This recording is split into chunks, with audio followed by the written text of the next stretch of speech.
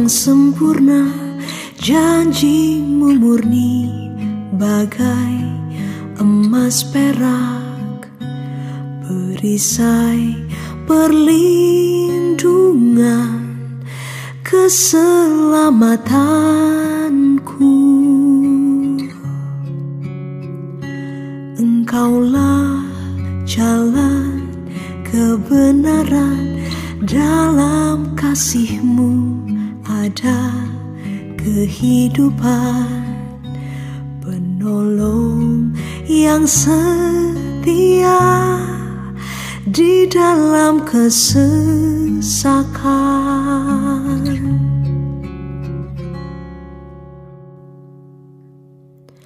Bagaikan langit yang membentang, begitu luas kasih Tuhan, tiada terhitung. Pertolongan-Mu dalam hidupku.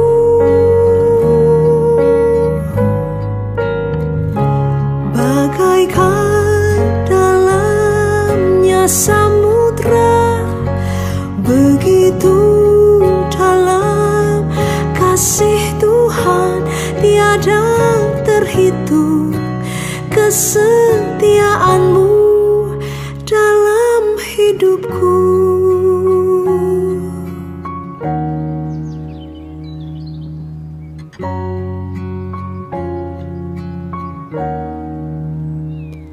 Engkaulah jalan kebenaran, dalam kasih-Mu ada kehidupan. Penolong yang setia di dalam kesesakan.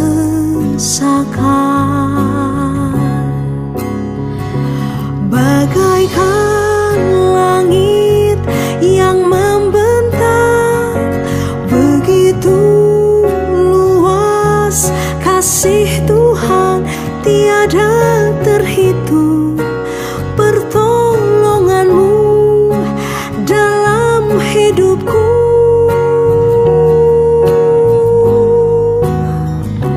Bagaikan dalamnya samudra, begitu dalam kasih Tuhan, tiada terhitung. Kesetiaan-Mu dalam hidupku.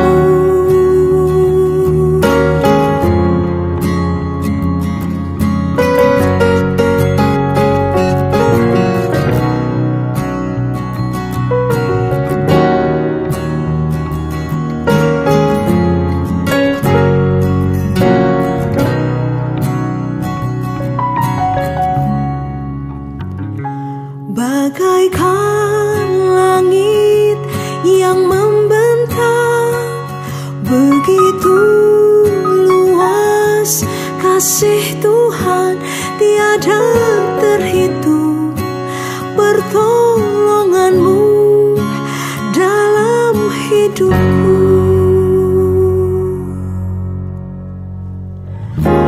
Bagaikan dalamnya samudra, begitu dalam kasih Tuhan, tiada terhitung. Kesetiaan-Mu tiada terhitung. Pertolongan-Mu tiada terhitung. Kesetiaan-Mu dalam hidupku.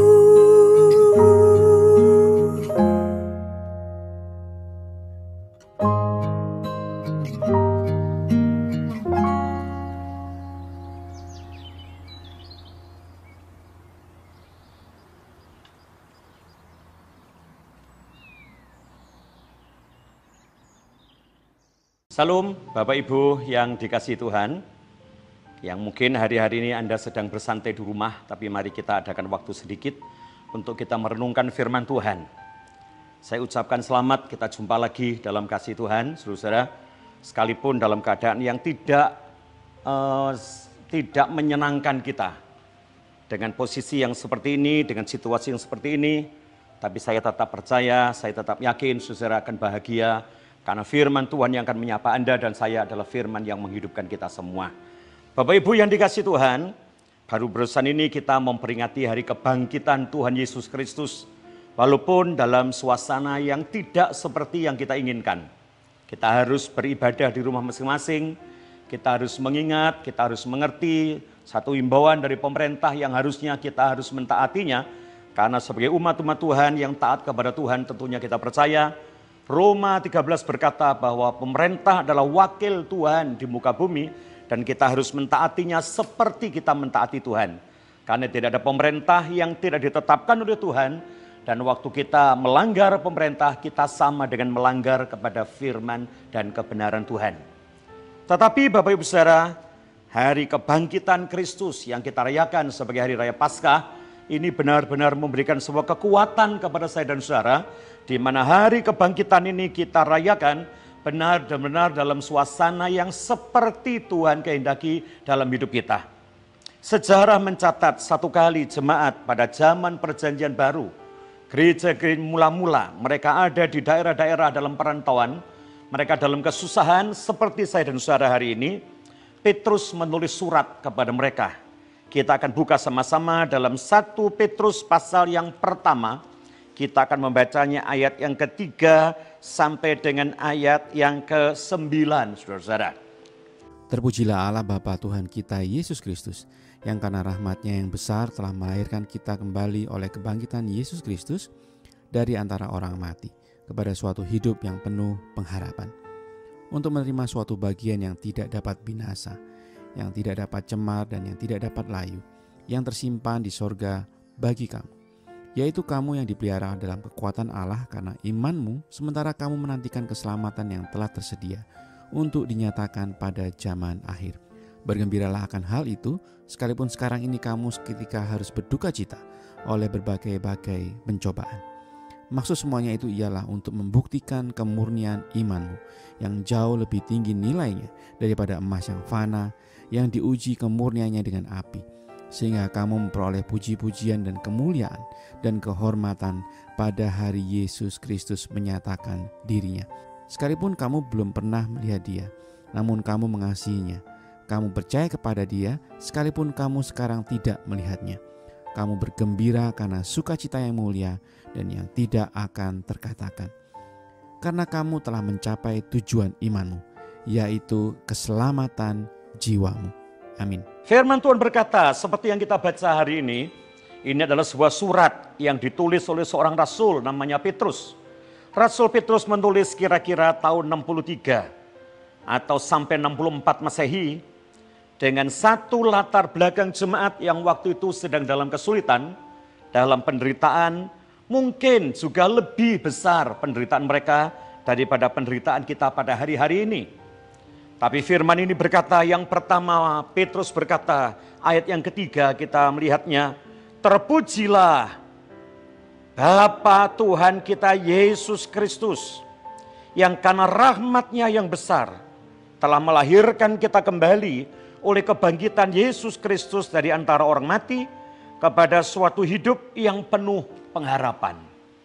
Bapak Ibu yang dikasihi Tuhan, ayat 3 ini mengatakan kepada kita bahwa Petrus mampu bersyukur.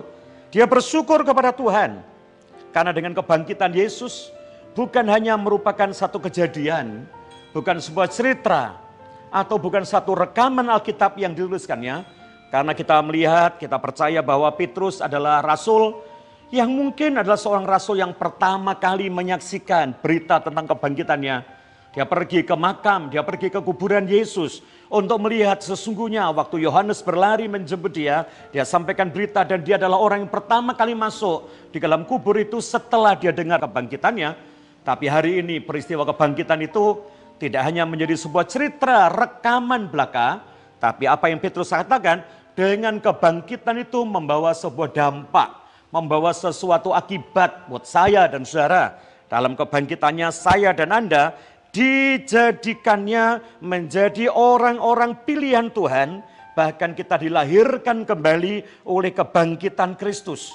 Jadi kebangkitan Kristus bukan hanya suatu hari raya, bukan hanya satu peringatan, tapi kuasa kebangkitan Kristus yang harus kita ingat hari ini adalah dengan kebangkitan itu kita dibawa oleh Tuhan menjadi satu hal menuju kepada kehidupan, hidup yang penuh pengharapan, saudara-saudara. Biar ini yang menjadi poin pertama kita. Bagaimanapun keadaan kita, kita tetap punya pengharapan. Dan pengharapan kita adalah pengharapan yang pasti di dalam Tuhan. Ya, saya pikir ada banyak orang kehilangan pengharapan-pengharapan pada masa-masa yang seperti ini. Ada banyak orang sudah punya pengharapan yang menipis. Dan tidak lagi punya pengharapan. Tapi saya dan saudara jemaat yang dikasihi Tuhan, kita adalah orang-orang yang justru diberitahu oleh Tuhan lewat kebangkitannya, lewat kebangkitan Kristus dari antara orang mati. Tuhan melahirkan saya dan saudara kembali menuju kepada sebuah kehidupan yang penuh dengan pengharapan. Saya tetap katakan kepada saudara, pengharapan adalah sauh yang kuat untuk jiwa. Pengharapan adalah sauh yang aman buat jiwa kita. Apalagi kalau pengharapan kita tujukan kepada Tuhan yang telah mati. Kalau dari kematian saja kita sudah dimerdekakan, masakan dari penderitaan Tuhan tidak melepaskan kita. Pasti kita akan dimerdekakan. Dan satu kali yang namanya persoalan, penderitaan, kesulitan seperti yang kita alami hari-hari ini berkenaan dengan wabah corona, saya yakin Tuhan pasti memelihara kita. Jadilah orang-orang yang penuh dengan pengharapan. Kenapa? Kebangkitan Kristus semata-mata untuk melahirkan saya, melahirkan saudara kembali menjadi manusia yang bukan manusia tanpa pengharapan, tapi kita adalah orang-orang yang berpengharapan di dalam Tuhan. Ya. Lalu bagaimana ayat berikutnya? Ayat 4 dia berkata, untuk menerima bagian. Ya, untuk menerima bagian. Jadi pengharapan itu adalah sebuah pengharapan. Apakah yang kita harap? Kita mengharap akan dapat suatu bagian. Bagian yang tidak dapat cemar, yang tidak dapat layu, yang tersimpan di surga bagi kamu. Saya rasakan saudara-saudara di tengah-tengah himpitan masalah dan kesulitan hari-hari ini. Kita harus percaya kembali kebangkitan Tuhan memberikan kepada saya dan saudara sebuah pengharapan. Dan yang kita harap bukanlah sesuatu yang sederhana, sesuatu yang fana, sesuatu yang sementara, tapi pengharapan kita adalah pengharapan yang Tuhan sediakan, yaitu surga. Nah, kalau surga menjadi sebuah jaminan bagi kita, lalu kita mesti bertanya-tanya. Yang repot, yang kita renungkan, yang kita lagi pikir, bukannya surga. Kalau surga sudah pasti. Kalau surga nanti pasti kita masuki. Tapi yang menjadi beban kita adalah sementara kita menanti surga. Sementara kita masih ada di dalam dunia. Dengan segala perkembangannya. Dengan segala macam berita yang kita dengar. Dengan segala macam hal yang kita melihat setiap hari. Kenyataan hidup yang tidak pernah kita lewatkan setiap saat. Apakah yang harus kita lakukan? Apakah yang harus kita pikirkan? Sementara kita belum sampai di surga, walaupun surga itu pasti buat saya dan saudara, tapi sementara menuju ke surga, kita pasti akan mempunyai sebuah kehidupan yang sepertinya, tadi Petrus berkata, seperti jemaat yang tidak berpengharapan karena masalahnya terlalu besar.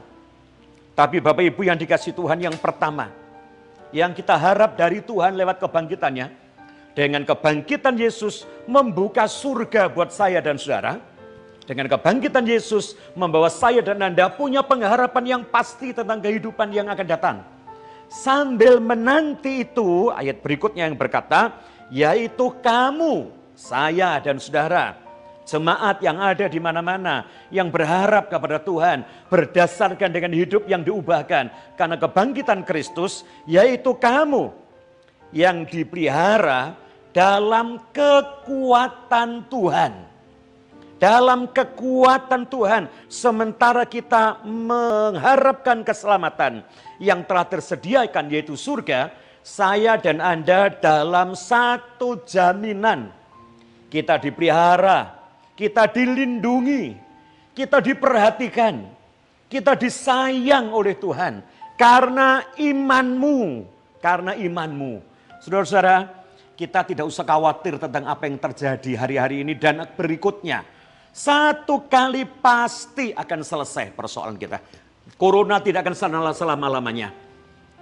COVID-19 tidak akan menguasai dunia untuk selama-lamanya. Tapi kuasa Tuhan jauh lebih besar dari semuanya. Satu kali akan berakhir. Satu kali akan selesai. Tapi menuju kepada waktu penyelesaian itu. Menuju kepada sesuatu yang Tuhan sudah sanggup izinkan kepada kita. Mari coba kita lihat. Karena imanmu sementara kamu menantikan, kamu terpelihara. Saya yakin. Saya dan keluarga, saudara dan keluarga, jemaat Tuhan semuanya. Yang terus berharap kepada Tuhan tidak pernah dikecewakan. Kita akan dipelihara dengan sempurna. Dan pemeliharaan itu nyata. Sebab itu Bapak Ibu Saudara yang dikasihi Tuhan. Apakah yang harus kita pergumulkan hari-hari ini? Bukannya kita keluar dari persoalan. Yang kita gumulkan adalah masih adakah iman dalam saya dan saudara. Sementara kita masuk dalam sebuah kesulitan besar ini. Iman kita akan kita tandai dengan kita mencari Tuhan di dalam doa-doa kita seperti saat ini. Doa kita akan dikabulkan oleh Tuhan sesuai dengan kehendak Tuhan untuk saya dan Anda. Bagaimana kita beriman? Saudara-saudara, biarlah dalam masalah-masalah yang sulit seperti ini, kita akan berdoa kepada Tuhan sebagai bentuk iman kita kepadanya. Kita bukan hanya berserah, tapi kita melakukan sesuatu yang harus dapat kita melakukannya. Dan salah satu yang paling penting apa yang kita lakukan adalah kita berdoa kepada Tuhan. Waktu kita berdoa kepada Tuhan, itulah yang membuat iman saya kuat, iman saudara kuat. Sekali Tuhan, tetap Tuhan. Sekali Yesus, tetap Yesus untuk selama-lamanya. Jangan corona menghentikan doa kita. Tapi sebaliknya doa kitalah yang akan menghentikannya. Jangan persoalan yang akan menghentikan cara dan waktu kita berdoa. Tapi biarlah waktu kita untuk berdoa, doa kita itu yang akan menghentikan segala-galanya. Itu namanya orang yang tetap beriman kepada Tuhan. Dan saya masih ingat, saya sampaikan kepada Anda, iman timbul dari pendengaran dan pendengaran akan firman Kristus. Waktu kita berkumpul terbatas. Waktu kita bertemu satu dengan yang lain sudah mulai tidak ada. Mulai berkurang, mulai dibatasi. Waktu kita bercengkrama dengan satu yang lain, kita mulai lagi menjadi satu orang yang mentaati pemerintah dengan duduk diam di rumah. Tapi saya tetap berkata, hal mendengar firman Tuhan masih bukakan buat saya dan saudara. Terbukti hari ini saya masih bisa menjumpai saudara dengan penyampaian firman dan saya yakin firman ini akan menjadi berkat buat saya yang menyampaikannya dan buat saudara yang mendengarnya. Iman timbul dari pendengaran dan pendengaran akan firman Kristus. Dan orang yang beriman tentunya tidak akan digoyahkan dengan kesulitan demi kesulitan, tapi iman kita adalah iman yang kuat di tengah-tengah menghadapi kesulitan.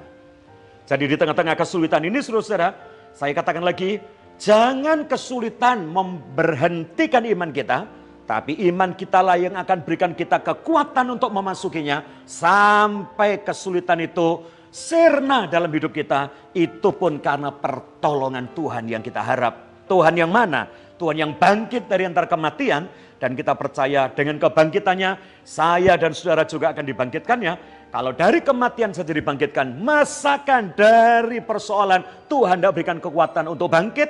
Saya tetap berkata, gereja Tuhan, ayo kita bangkit, terus beriman kepada Tuhan, sekali Tuhan, tetap Tuhan.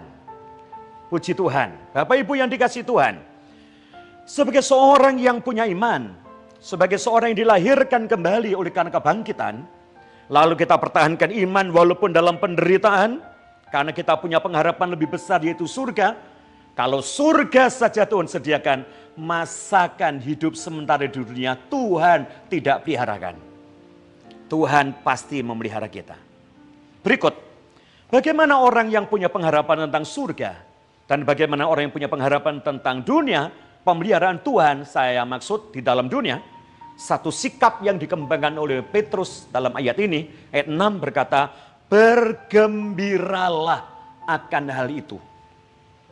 Sekali lagi, bergembiralah akan hal itu. Pertahankan rasa gembira.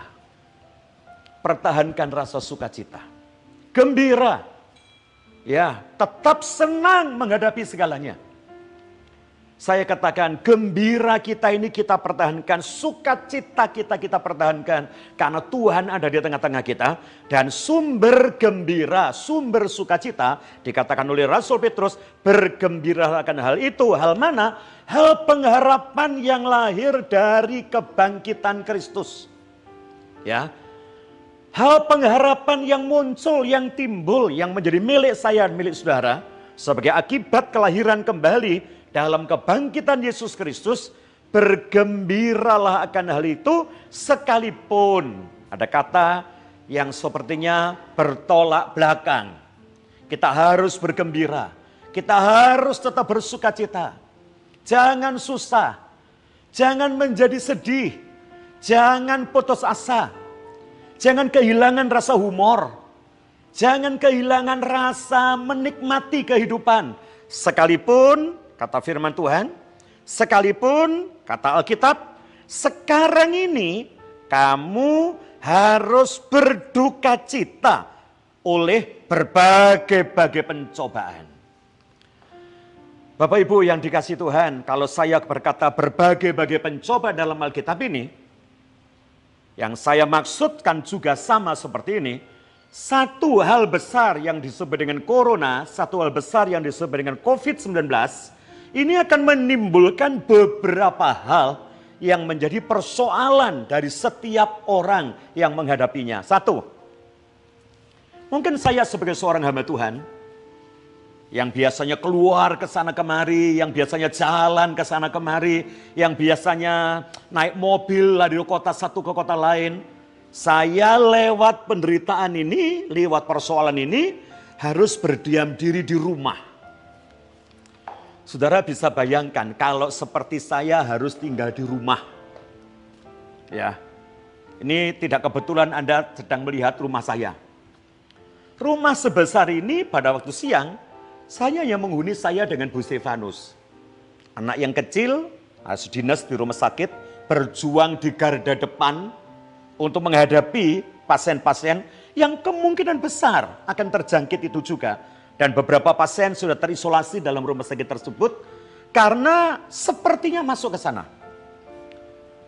Anak yang besar sudah menikah, ya pisah dengan saya dan ibu. Hanya sekali-sekali mereka datang. Saudara bisa bayangkan begitu rasanya orang tinggal di rumah. Sehari dua hari cukup suka, sehari dua hari cukup senang, namanya istirahat. Tapi kalau berhari-hari itu juga merupakan sebuah penderitaan buat saya dan saudara. Saya yakin setiap orang akan kehilangan mata pencarian dengan pasti. Dengan apa? Dengan corona harus dipulangkan. Hei, saya dengar berita. Sudah pulang dari kota besar karena diberhentikan dari pekerjaan. Sampai di tempatnya dia diperiksa sebagai orang dalam pengawasan, ODP. Dan mereka harus dikembalikan, suruh kembali lagi ke kota. Nah kalau mereka kembali ke kota, mau tinggal di mana, mau makan apa, sementara kerjaan tidak ada. Ini satu kesusahan, sebuah penderitaan. Guru-guru yang harusnya berjumpa dengan para murid mereka harus tinggal di rumah. Sambil mengirim tugas-tugas buat mereka. Saya pikir ini lebih berat, sebuah tugas lebih berat daripada duduk atau berdiri di kelas untuk mengajar murid secara langsung. Murid-murid juga merasa jenuh. Kenapa? Yang menjadi guru mereka bukan guru, tapi selalu mamah mereka, ibu mereka. Dan saya pastikan ibu mereka punya cara mendidik, ilmu pendidik, ilmu pedagogik pasti mereka tidak punya. Metodik, didaktik tentang ngajar anak pasti tidak ada. Yang mereka harap cepat mengerti, cepat tahu, cepat pandai, cepat bisa. Dan waktu anak tidak mengalami yang seperti yang diharap, maka ibu, mama akan marah-marah kepada anaknya. Anak itu juga mengalami penderitaan. Ibu itu juga menderita. Sekarang baru tahu besarnya tugas guru. Ya, kalau guru cubit murid, lapor polisi. Cubit anakmu, lapor sekarang ke polisi juga. Anda rasakan kan sebagai seorang guru sekarang? Dan murid-murid sampai mengeluh, Bu Guru kapan kita masuk? Mamahku lebih keras, mamahku lebih jahat dari Pak Guru dan Bu Guru. Aku rindu ke sekolah, aku rindu ke sekolah. Anak juga mengalami sebuah penderitaan, orang tua juga mengalami penderitaan. Pemerintah juga tak lepas dari itu. Harus menyantuni orang-orang yang tidak mampu untuk bekerja. Harus membebaskan tarif listrik 450. Harus memberikan potongan yang 900. Tidak tahu saya dan saudara yang lebih dari 900 apakah kita akan dibebaskan atau diberikan korting atau potongan? Ya kita tidak tahu. Tapi yang saya katakan kepada kita semua, ini adalah masalah satu yang menghamburkan masalah-masalah lain yang kita akan nikmati, kita akan mau tidak mau kita harus merasakannya. Petrus berkata, bergembiralah akan pengharapan, akan jaminan pemeliharaan Tuhan yang lahir, yang muncul, yang timbul akibat kebangkitan Kristus. Walaupun di antara saya dan saudara sementara ini, kita berkata seketika ini harus berduka cita oleh berbagai-bagai pencobaan. Sebab itu jemaat Tuhan yang dikasihi Tuhan, apapun penderitaan kita hari-hari ini, apapun kesulitan kita, jangan tanggapi kesulitan dengan berputus asa. Jangan tanggapi kesulitan dengan berduka cita. Jangan hadapi semua kesulitan-kesulitan dengan kita mulai membangkitkan keinginan kita yang terpendam dan tidak keturutan sehingga kita menjadi marah. Baik marah kepada diri sendiri, marah terhadap orang lain, marah kepada situasi, marah kepada kondisi, marah kepada apapun di hadapan kita. Alkitab ini katanya Petrus berkata, bergembiralah. Saudara-saudara, mengapa kita mesti gembira? Yang pertama, akan hal itu, hal mana saya ulang, hal kebangkitan Yesus melahirkan kita kembali menjadi orang yang berpengharapan. Kebangkitan Kristus membawa kita kepada sebuah bagian yang akan disiapkan Tuhan di dalam surga buat saya dan Anda nanti. Dan sementara kita menanti surga, sementara kita belum sampai ke sana, kita harus tetap beriman supaya dengan iman kita terpelihara dengan sempurna. Sampai-sampai Petrus berkata, walaupun keadaannya sulit, yakinlah Tuhan pasti memelihara kita. Sebab itu tetaplah bergembira di dalam Tuhan. Ayat 7 berkata, maksud semuanya itu ialah, maksud semua yang mana? Maksud Tuhan mengizinkan penderitaan. Ya, saya yakin saudara, Tuhan mengizinkan penderitaan ini buat saya dan saudara untuk kita lewati. Bukan supaya kita mati di tengah-tengah penderitaan, supaya kita dapat melewatinya. Dan siapakah yang dapat melewati? Orang-orang yang ditentukan oleh Tuhan karena iman dan percayanya kepada Tuhan. Saya sempat berpikir seperti sesuatu yang saya terima dari grup. Kalau kita melihat, siapakah yang harus terkena corona? Apakah orang yang tidak punya hidup yang bersih? Saya selalu berkata dalam diri saya, orang-orang yang tidak hidup dalam kebersihan lebih terjaga mereka sepertinya. Dan belum ada satupun ya di tengah-tengah kita, di sekitar saya, gelandangan yang tidak mengerti kebersihan, itu terkena virus corona. Berikut, kalau memang virus ini mengena kepada orang-orang yang tidak punya pengertian, tidak punya pengetahuan, saya juga tidak dapat simpulkan itu. Kenapa? Karena justru kita melihat dokter, orang-orang yang mengerti tentang kesehatan, mereka juga terpapar corona. Oh Pak, mungkin ini orang-orang yang tidak ngerti tentang kebersihan sedikit. Enggak. Negara-negara Eropa, New York, kota di Amerika, kota yang terkenal dengan kebersihan, kota yang terkenal sekali dengan satu standar kebersihan. Tapi mereka juga terkena dan lebih besar jumlah korban di antara kita daripada kita. Mereka lebih banyak. Oh Pak, itu corona tidak kuat. Ya, di dalam satu suhu yang lebih dari 28 derajat. Karena munculnya di Wuhan. Tapi kita lihat Iran juga kena. Bukankah suhu di Iran, udara di Iran jauh lebih panas dari negara kita? Tahu mereka kena. Ini mungkin orang-orang yang tidak mampu ya yang kena. Perdana Menteri Inggris juga kena. Ya. Coba kita lihat. Ada Perdana Menteri, ada Wakil Wali Kota kena. Coba kita melihatnya sekarang. Bagaimana ini bisa melihat sesuatu di dunia yang seperti ini? Pak, mungkin hamba Tuhan tidak kena. Ada hamba Tuhan yang kena juga. Dan ini saya katakan, saya tidak menghakimi mereka kenapa mereka kena. Semua dalam koridor Tuhan menghendakinya. Bagi hamba-hamba Tuhan yang terpanggil pulang ke surga karena corona, ada mahkota, ada surga yang sudah disediakan Tuhan buat mereka. Bagi saya dan Anda, untuk apa semua ini terjadi? Semua ini terjadi untuk membuktikan kemurnian iman kita, kata firman Tuhan. Ya. Iman yang mana?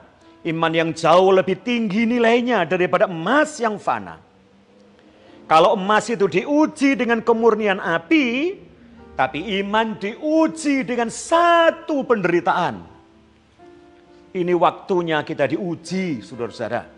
Iman saya dan iman saudara yang akan diuji seperti orang menguji emas. Saya pernah sampaikan kan kepada jemaat waktu kita doa malam. Kalau emas itu diuji, emas itu dimurnikan, tidak begitu lama. Saya punya pengalaman.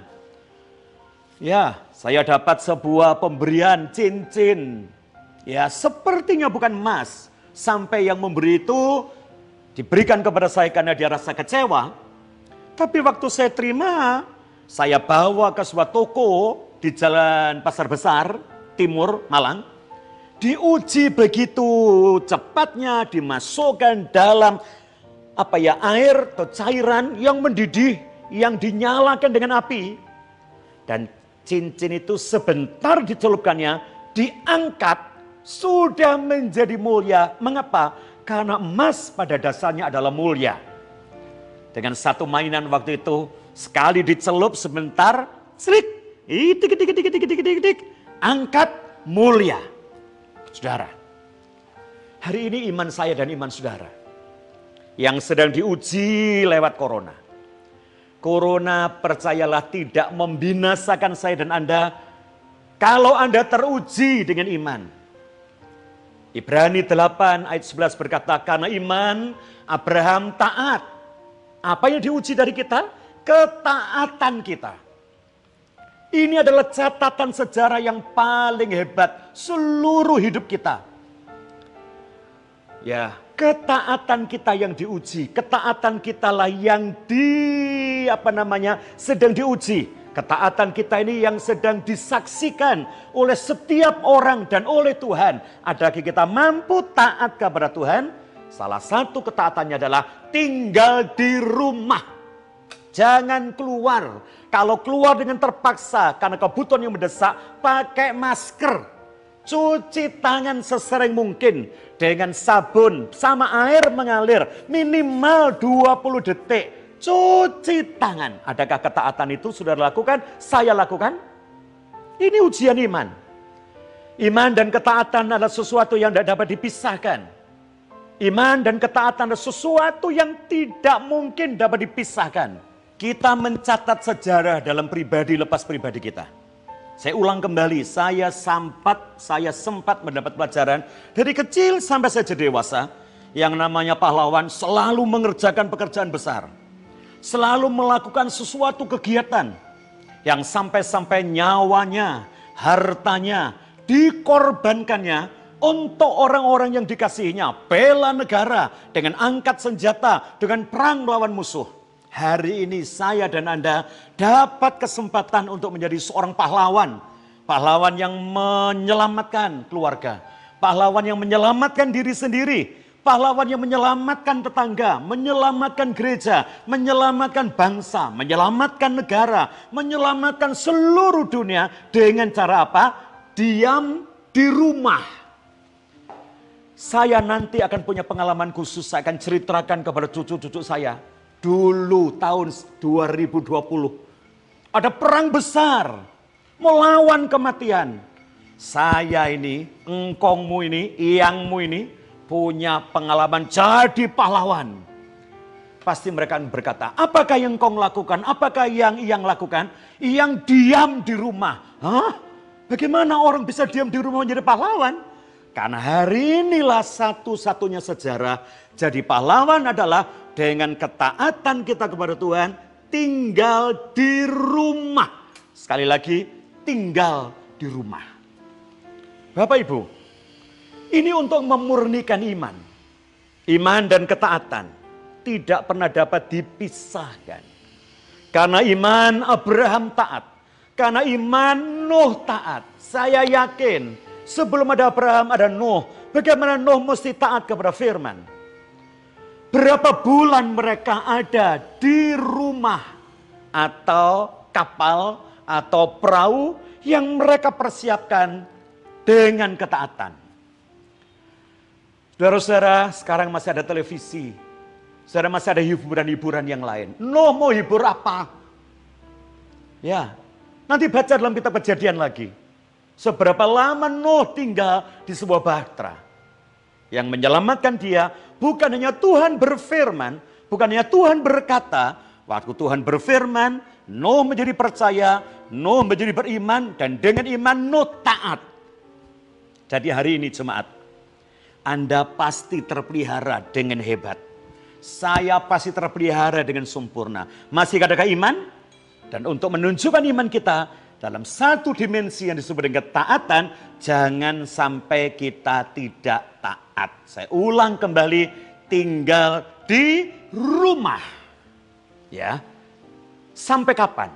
Lihat, sekalipun kita ada dalam kesusahan, ini untuk membuktikan kemurnian iman yang jauh lebih tinggi nilainya dari emas yang fana. Yang diuji dengan api, sehingga kamu memperoleh puji-pujian, ya, dan kemuliaan dan kehormatan. Kapan? Pada hari Kristus Yesus menyatakan dirinya. Saudara, tidak ada perjuangan yang tidak menimbulkan sebuah hasil. Seorang atlet, kalau dia berjuang, dia akan dapat sebuah kemenangan namanya piala. Piala itulah yang disebut dengan satu hal yang disebut dengan pujian, penghormatan, kemuliaan. Dan waktu orang terima piala, itu orang terima semuanya. Saya yakin akan muncul kemuliaan di balik corona. Saya tetap berdoa kepada Tuhan, apakah kehendak Tuhan di balik kehidupan saya dan gereja Tuhan. Tapi saya imani, saya tetap percaya. Gereja akan semakin timbul, gereja semakin muncul. Ekses gereja semakin nyata, ekses anak-anak Tuhan semakin luar biasa. Kapan? Belum waktunya. Hari ini masih dalam satu kelas yang namanya kelas ketaatan. Untuk mencapai piala. Lakukan perlombaan dengan taat sesuai dengan aturan untuk mencapai kehormatan, mencapai puji-pujian, mencapai kemuliaan. Dan hari ini kita ditetapkan Tuhan sementara tinggal di rumah. Ibadah di rumah. Kerja di rumah. Main di rumah. Ya, saya tetap yakin. Anak-anak homeschooling. Guru-guru, pekerja-pekerja home working. Ya, saya home pimpah di rumah. Ya, pensiunan lebih hebat lagi. Bayaran tetap ada, sukacita dengan anak cucu, mantu, home pimpah. Ya, ora tegal ora sawah. Tapi berkatnya limpah. Nah, hari ini tetap tinggal di rumah. Ini ujian iman, ujian ketaatan. Supaya apa? Sempurnanya setelah purna corona, kita pasti melihat kemurahan Tuhan terbit atas gereja. Gereja dipermuliakan seperti rencana Tuhan yang semula. Puji Tuhan, Bapak Ibu yang dikasihi Tuhan. Kita jumpa lagi nanti kemudian dengan satu doa, satu harapan. Kita akan bisa berjumpa tatap muka seperti waktu yang sudah. Tapi kalau toh belum, kita tetap taat kepada Tuhan dengan satu perintah dari pemerintah, tinggal di rumah. Mari jemaat, kita akan tundukkan kepala kita akan berdoa bersama-sama. Bapa di surga, kami bersyukur buat kebenaran firman-Mu. Di tengah-tengah penderitaan, di tengah-tengah persoalan, di tengah-tengah sesuatu pergumulan, Engkau menyapa kami dengan kebenaran firman-Mu. Engkau dibangkitkan oleh Bapa, Engkau menjadi sempurna supaya nyata lewat kebangkitan-Mu.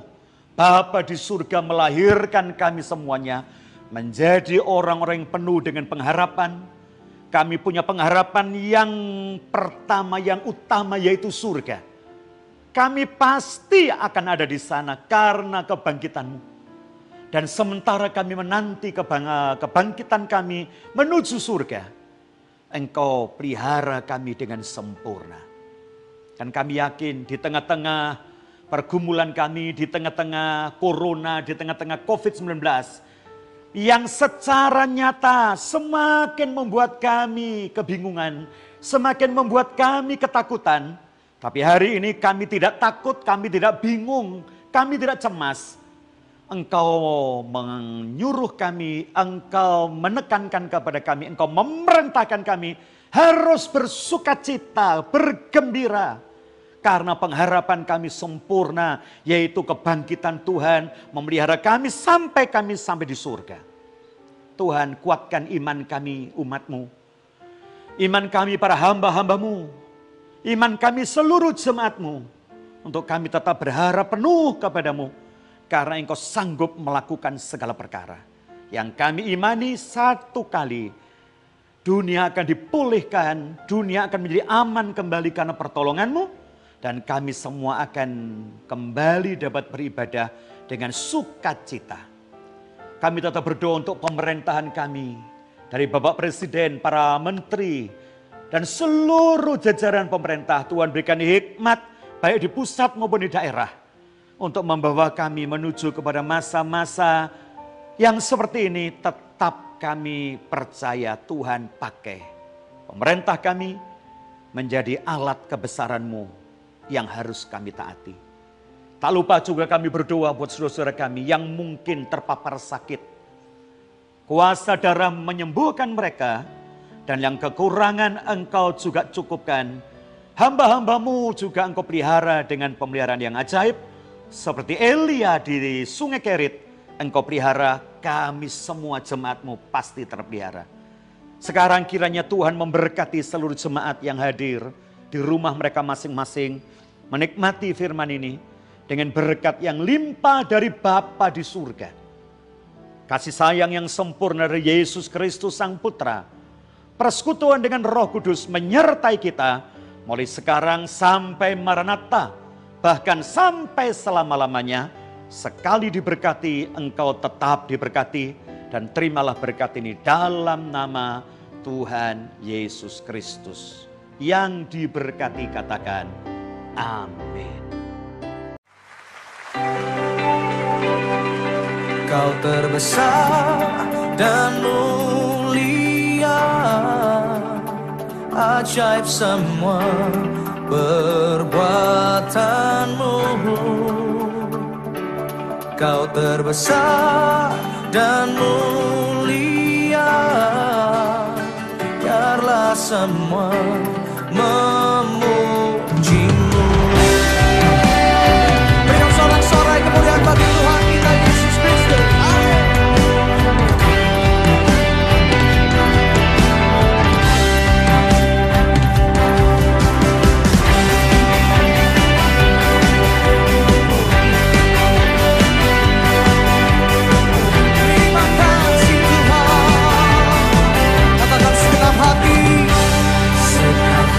Aku memuji, segenap jiwa aku bernyanyi, karena Roh-Mu ada dalamku, Tuhan.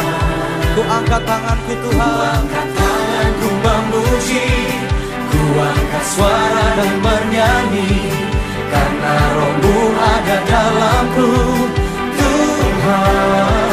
Mari menari, memuji,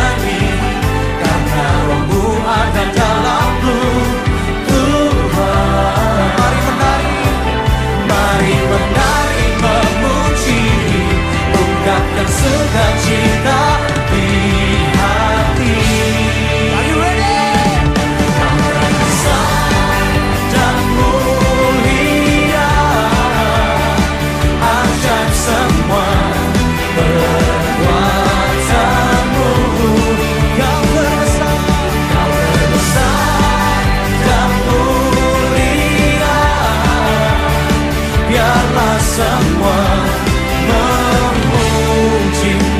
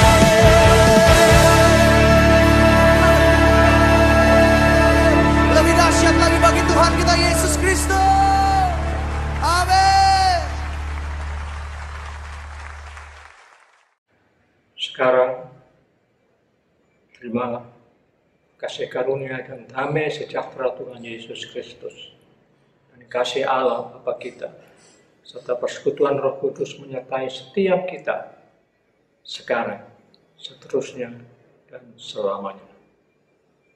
Amin.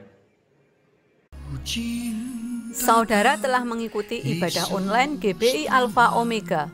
Saudara yang diberkati melalui tayangan ibadah online diberi kesempatan untuk memberi persembahan. Bagi jemaat yang rindu menabur pekerjaan Tuhan di GBI Alpha Omega, dapat memberikan persembahan dan persepuluhan secara online melalui rekening BCA 014-323-7777 atas nama PT Graha Alpha Omega. Sertakan keterangan untuk persembahan atau perpuluhan. Mari memberi dengan penuh sukacita dan ucapan syukur.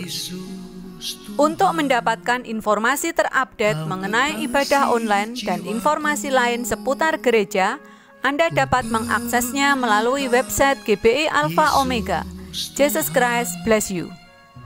Kaulah nafas hidupku.